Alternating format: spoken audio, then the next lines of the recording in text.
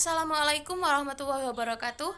Perkenalkan, nama saya Yuliana Mahdi Hadat Arina, NIM E2019-2177, Fakultas Ekonomi dan Bisnis Islam, Prodi Ekonomi Syariah 4. Di sini saya akan menjelaskan tentang sejarah adanya ekonomi industri.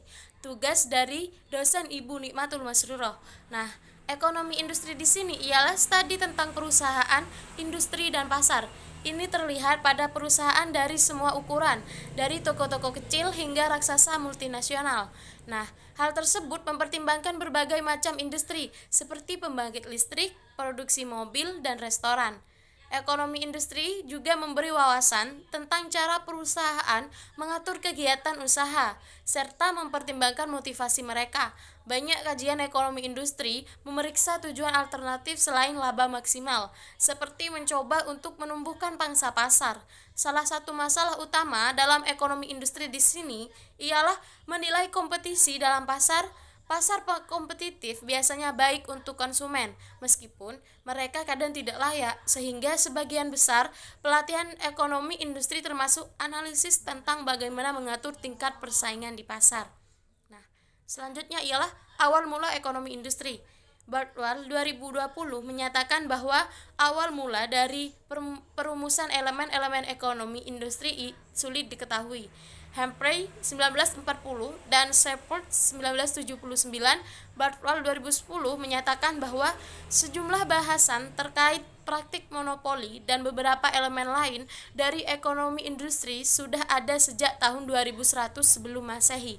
Nah, sejarah ekonomika industri di sini, industri modern berawal pada abad 17 ketika Adam Smith mengeluarkan buku The World of Nations 1776. Nah, teori perusahaan yang dikemukakan Smith dianggap sebagai awal mula lahirnya ekonomi industri kontemporer atau bisa disebut the model of the contemporary industrial economic. Bartwell 2004. Kontribusi utama Adam Smith yang selanjutnya menjadi basis acuan ekonomi industri adalah konsep pembagian kerja dan analisis harga produk. Dalam analisis harga produk, Smith memperkenalkan konsep harga pasar yang dipengaruhi pasar dan konsep harga alamiah yang ditentukan berdasarkan faktor produksi tenaga kerja yang diperlukan dalam proses produksi. Nah, yang selanjutnya ialah pentingnya ekonomi industri di sini. Ialah ekonomi industri menjadi cabang ilmu ekonomi yang penting dipelajari. Hal ini didasarkan sejumlah hal berikut. Hasibuan 1993. Nah, praktek-praktek struktur pasar yang semakin terkonsentrasi dalam kegiatan bisnis telah dikenal sejak lama. Praktek-praktek konsentrasi pasar dicenderung mendorong terjadinya perilaku pelaku pasar yang menimbulkan berbagai kerugian bagi konsumen. Misalnya dalam hal penetapan pasar. Misalnya dalam hal penetapan harga yang tinggi. Dengan memahami ekonomi industri, konsumen dapat memahami fenomena yang terjadi di pasar dan menentukan strategi untuk meminimalkan resiko kerugian yang akan ditanggungnya. Akibatnya, struktur dan perilaku pasar yang ada, semakin tinggi konsentrasi industri, maka persaingan antar perusahaan akan semakin rendah. Dan seringkali muncul berbagai hambatan bagi pesaing untuk masuk ke dalam pasar. Nah, hal ini akan semakin mengakibatkan terjadinya inefisiensi perekonomian. Dalam memahami ekonomi industri, kita dapat mengambil strategi maupun kebijakan-kebijakan yang tepat untuk memengaruhi konsentrasi tersebut dalam rangka mendorong terwujudnya efisiensi perekonomian. Konsentrasi industri yang tinggi berakibat pada adanya konsentrasi kekayaan. Nah, hal ini selanjutnya dapat menghambat terwujudnya pemerataan pembangunan, baik dalam hal pemerataan pendapatan maupun pemerataan kesempatan kerja. Pemahaman tentang ekonomi industri akan memberikan landasan berpikir untuk menganalisis permasalahan dan membangun solusi untuk mengatasi permasalahan terkait pemerataan pembangunan tersebut.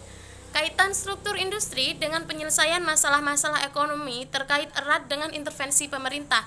Dalam hal ini, pemahaman mengenai ekonomi industri akan memberi landasan bagi kita untuk mengevaluasi efektivitas kebijakan pemerintah dalam menciptakan struktur industri yang mengoptimalkan benefit bagi perekonomian dan menganalisis kebijakan pemerintah apakah yang sekiranya tepat untuk diaplikasikan pada struktur industri yang ada.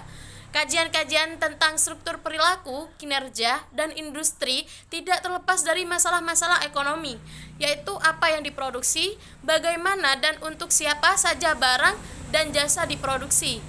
Nah, dalam hal ini, pemahaman ekonomi industri akan memberi landasan bagi para pemangku kepentingan dalam perekonomian, baik rumah tangga, produsen, pemerintah untuk mengambil keputusannya secara tepat dalam mendukung terwujudnya tujuan ekonominya.